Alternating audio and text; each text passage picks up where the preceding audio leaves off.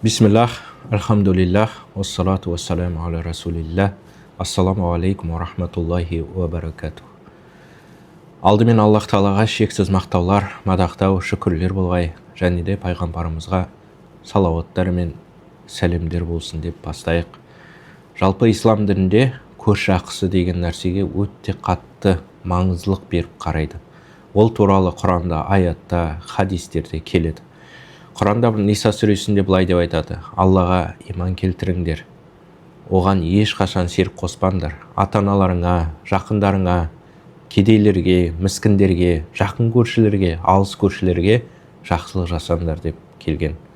Сол сияқты пайғамбарымыз, Алланың оған салауаты мен сәлем болсын, көптеген хадистерінде осы көрші ақысы туралы көп айтылады. Тіпті пайғамбарымыз, Алланың оған игілігімен, салауаты мен сәлем болсын, ақыретке барғанда қиямет күні ең бірінші сұрақтардың бірі сұралатын осы көрші ақысы деп айтылады. Сол үшін де көршіге өте қарап, мұқият қарап, көршінің көңілін біліп, көршінің қуанышында бөлісіп, қайғысында көңіл айтып, әрқашан көршілермен жақсы болуға шақырамыз. Сол сияқты әрбір мұсылман адамның 3 көршісі болады. Сол 3 көршісіне мынандай ақылары бар дейді. Бірінші көршісінде 3 ақысы бар, екінші көршісінде 2 ақысы бар, үшінші көршісінде 1 ақысы бар дейді. Ал ақысы жоқ көрші жоқ екен. Ол қандай көршілер? Бірінші көрші туысың, әрі діндесің, әрі көршің дейді. Ал екіншісі туысың емес, бірақ діндес және көршің. Ол 2 ақысы бар дейді. Ал үшіншісі діндес те емес, туысқаның да емес, жай ғана көршің. Оған да 1 ақың бар дейді. Ал ақы деген нәрсе не ол? Ақы дегеніміз, сен оның көңілін қарап, сәлемін алып, әрқашан жәрдемдесіп деген сияқты осындай ақылары бар екен. Сол сияқты пайғамбарымыз, Алланың оған салауаты мен сәлем болсын, көптеген хадистерінде осы көрші туралы өте нақты айтылған. Мысалы, Аннас ибн Маликтен келген хадисте, көршің аш бола тұра, өзің тоқ болған адам, ол иман келтірген адам деп есептелмейді дейді. Демек сенің көршің аш, жейтін тамағы жоқ деген сияқты. Ал өзің тойып, үйге жейтін тамағың болып отырса, сен иман келтірген емессің деп осылай салыстырмалы түрде айтып тұр. Омар, Алла оған разы болсын, мынандай бір хадис жеткізеді.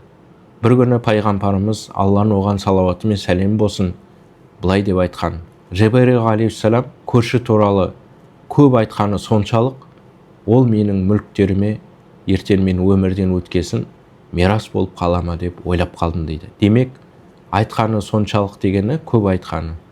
Ол көршіге жақсылық жаса, көршіңді ойла, көршінің көңілін ойла, оның жағдайын біл деп айтып тұр деген екен. Ол сияқты көптеген хадистер бар. Тағы да бір хадисте пайғамбарымыз, Алланың оған салауаты мен сәлем болсын, кімде-кім Аллаға және қиямет күніне сенетін болса, көршісімен жақсы болсын деген екен. Сол үшін де біз Аллаға сенеміз, қиямет күнінің барлығына сенеміз. Демек, біз көршімізбен жақсы болу керек екенбіз. Бір күні бір адам үйде отырса, есікті біреу қағады екен.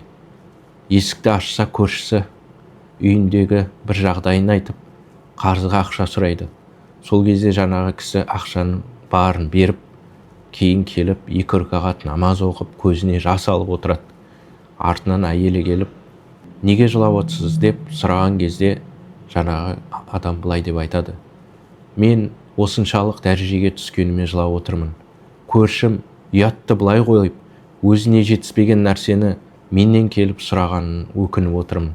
Неге менің оның жағдайын, оның алдын барып неге сұрамадым, жағдайыңыз қалай, бірдеме көмек керек пе деп неге сұрамадым деп, сол үшін Алладан кешірім сұрап жылап отырмын дейді.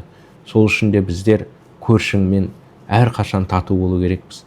Егер көршің сізге бір дуалды тіреп қояйын десе, оған тыйым салмаңыз дегенде хадистер бар. Тіпті шариғатта әш-шуфха деген үкім бар. Ол үкім, яғни егер де сен бір үйіңді, жеріңді сататын болсан, бірінші көршіңмен ақылдас деген. Сол үшін демек ол көршіңмен жақсы болу деген нәрсе өте қатты ескеріледі. Тіпті үйіңді сататын болсан да, жеріңді сататын болсан да, көршіңмен ақылдас деген шариғатта, фиқ ілімінде сондай көзқарастар бар екен. Енді ислам діні бойынша көршіге осылай қарайтын болса, ал қазақ халқымыз көрші туралы көптеген мақал мәтелдер айтқан. Мысалы, көрші ақысы, құдай ақысы. Көршіңді құдай қосады, құдайы көршім деп жатады. Сол үшін де адам үй таңдарда бірінші көрші таңдау керек деген сияқты көзқарастар кездеседі. Ислам діні бойынша да, қазағымыздың дәстүрі бойынша да көршімен жақсы болу керекпіз. Ал енді осы жерде табиғи сұрақ туады. Бұл сұрақ, егер көршің саған зиян келтірсе, не істеймін деген. Көршің саған зиян келтірсе, не істеймін деген табиғи сұрақ туады. Ондай көршілер міндетті түрде кездеседі. Бір көршің бар, қонаққа шақырмайды. Бір көршің бар, әрдайым сенің балаңа ұрсып жүреді. Бір көршің бар, сеніңмен амандаспайды деген сияқты осындай нәрселер кездесіп жатады. Сол кезде біз не істейміз? Ислами тұрғыда, мұсылман тұрғыда біз не істеуіміз керек? Пайғамбарымыз, Алланың оған салауаты мен сәлем болсын, ол кісіде де көршілер болған. Сол көршілерінің бірі яһуди көрші. Ол яһуди көрші біздің көршілеріміз сияқты емес. Ол яһуди көрші, ол пайғамбарымыз, Алланың оған салауаты мен сәлем болсын, есігінің алдына қоқыстар тастап, күл тастап, жамандап, сиқыршы деп, сөйтіп жамандап жүрген көрші болған. Кейін бір күні есік алдында қоқыстар жойылып кетеді. Есік алдына шықса қоқыстар жоқ, бір күн жоқ, екінші күні жоқ, үшінші күні пайғамбарымыз оған салауаты мен сәлем болсын, ол көршім қайда кетті, ауырып қалмады ма деп көңіл сұрап барған екен. Сол кезде көрші оның іс-әрекетіне қарап иманға келді деген сияқты риуаяттар бар. Сол сияқты егер де көршіміз бізге бір зиян келтіріп жатса, таспен атқанды аспен ат дейді. Ол көршіңді бір шайға шақырып жібер. Ол көрші сәлем алмаса, олмен амандасай бер. Ол көрші сенің балаңа ұрсай берсе, сен оның баласына кіргізіп үйге бір шай беріп, тәтті беріп жібер. Сол кезде ғана арада мәміле дұрыс болады. Бір адаммен татуласу үшін сәлеміңді дұрыста, немесе тамаққа шақыр дейді. Сол үшін де осы нәрселерді істеп көршіңмен татуласуға болады екен. Алла разы болсын. Баршаңызды көршілеріміз бар, сол көршілерімізбен жақсы болуды Аллах Тағала нәсіп етсін.